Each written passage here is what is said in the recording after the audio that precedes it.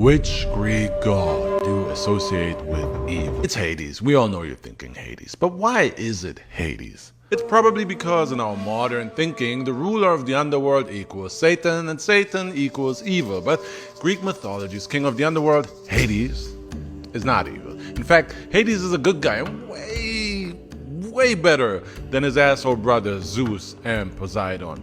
And a lot of the blame for that modern lie of Hades being evil goes back to Disney's 1997 Hercules movie, which did this to Hades. Name is Hades, Lord of the Dead. Hi, how you doing? But that entire Hercules movie was just all kinds of wrong. Like, let's shit on Disney for a second, shall we?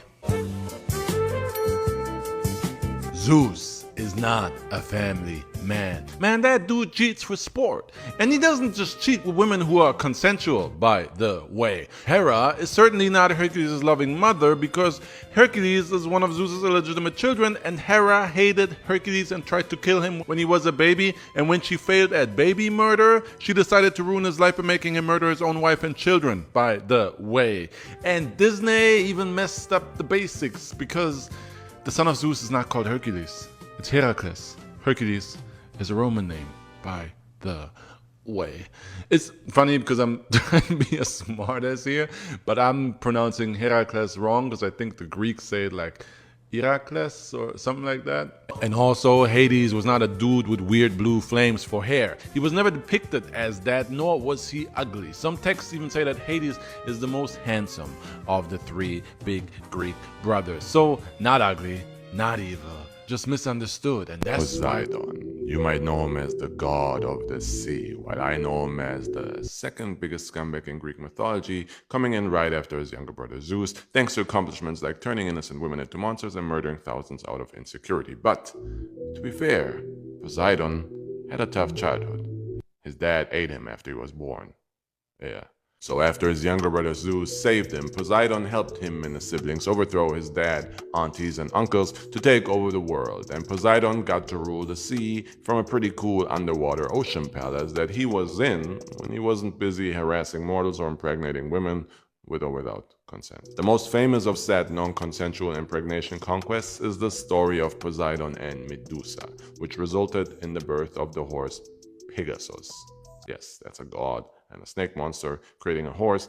It's complicated, tragic, and needs its own video on another day. As for harassing humans, Poseidon loved causing earthquakes and sea storms. This was a problem because Poseidon didn't even exclude the people praying to him, so eventually Zeus stepped in. And you know it's bad when your even more genocidal maniac brother has to get you to calm down. Since Xanax wasn't a thing yet, Zeus decided that Poseidon needs a wife, because he knew from experience how much more satisfying it is to make your wife miserable. And since Zeus is Zeus, he made Nereus give up one of his famed Nereids' daughters. Poseidon picked Amphitrite because that name just rolls off the tongue. And Amphitrite said no. So Poseidon used his pet dolphin to convince her that he's a good guy, which is why to this day men get dogs to get girls.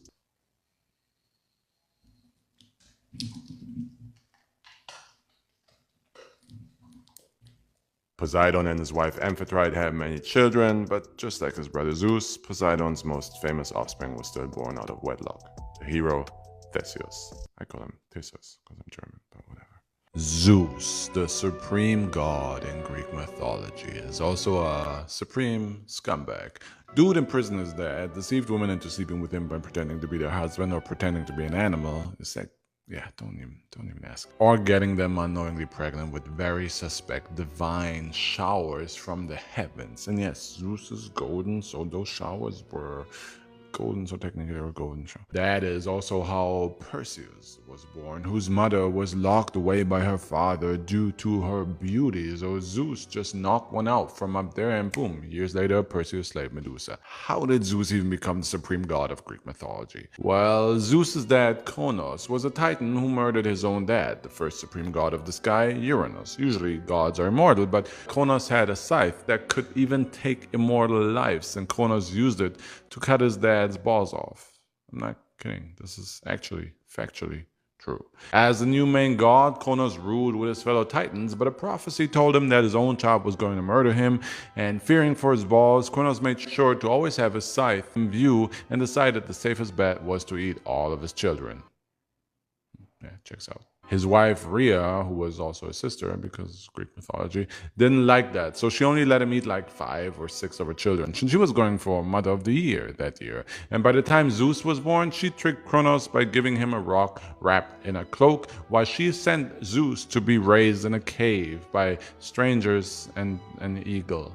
Yeah, she bagged that Mother of the Year award that year. Zeus grew up to be super powerful and felt like he should maybe rescue his siblings because since gods are immortal, they were just chilling in Kronos' Titan stomach all this time. So in disguise, Zeus tricked Kronos into drinking a liquid that made him throw up all of his siblings, all of Kronos' children, Poseidon, Hades, Hera, Hestia, and Demeter. And the siblings had all grown older and stronger in their dad's belly and teamed up with Zeus in what became known as the Titanomachy to take down all the Titan. That whole war is epic and worth a video of its own if you want.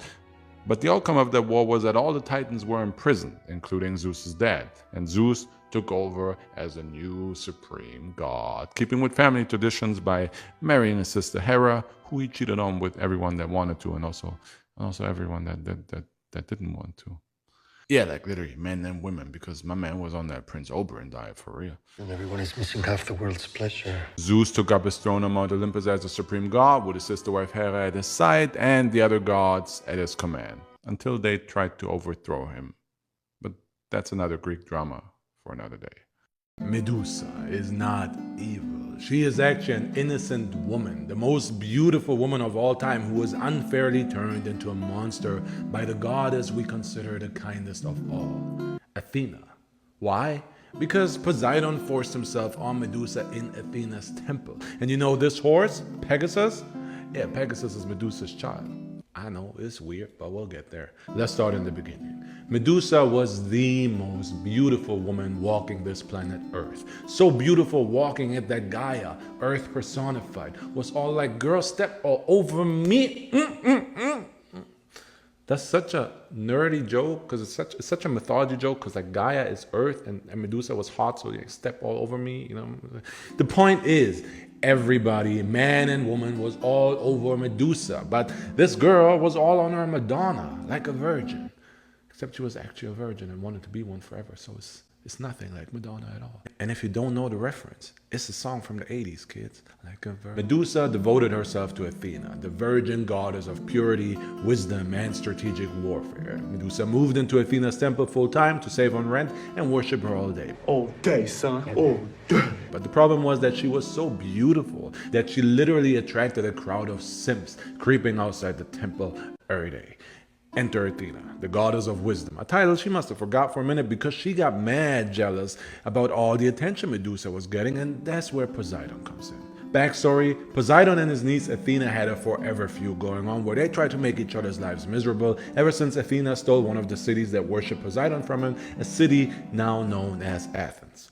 Poseidon saw Athena's anger and wanted to be the cherry on top by getting on top of Medusa, so he did exactly that, forced his way inside her, inside Athena's temple, and since that broke the virgin theme of Athena's sorority club, Athena punished Medusa for it. Her logic, she said it was Medusa's fault for being so flashy with her beauty.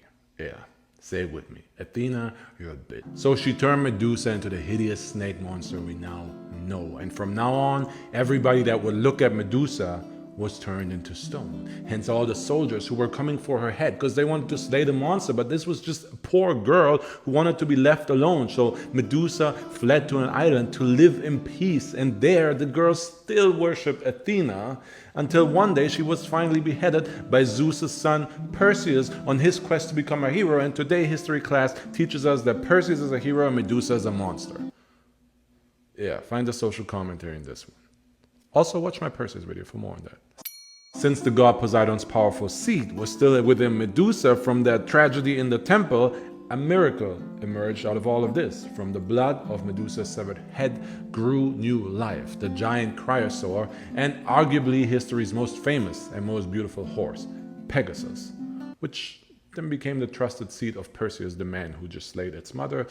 I swear only in Greek mythology. It is important to note that Medusa's origin and story was originally never definitive. There was no consensus until the poet Ovid wrote his version 8 CE, and everyone connected with it and adopted it into Greek and Roman mythology to this day, 2000 years later. But if you want, I will do some videos in general on the confusing topic of where Roman and Greek mythology differ and where they even influence one another, so let me know in the comments.